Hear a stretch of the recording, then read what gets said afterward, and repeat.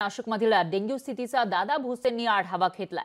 डेंग्यूच्या स्थितीवर नियंत्रण ठेवण्याच्या सूचना त्यांनी अधिकाऱ्यांना दिल्या। तर डेंग्यूची स्थिती नियंत्रणात आणा, अन्यथा कारवाई करू असं पालकमंत्री दादा भुसे यांनी आरोग्य विभागाचे कान टोचले। नाशिक महापालिका आणि मालेगाव मनपासाठी डेंग्यू लॅब टेस्टचा प्रस्ताव दिल्याचंही त्यांनी सांगितलेलं आहे। तर नाशिकमध्ये डेंग्यूचे रुग्ण वाढताना दिसून येत आहेत आणि त्या पार्श्वभूमीवर पालकमंत्री दादा भुसेंनी इथल्या स्थितीचा आढावा घेतला।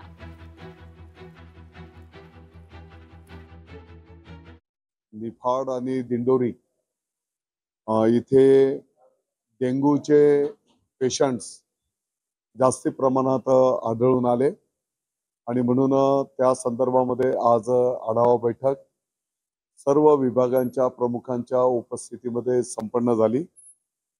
जिथपर्यंत नाशिक शहराचा विषय आहे तर साधारणपणे 1721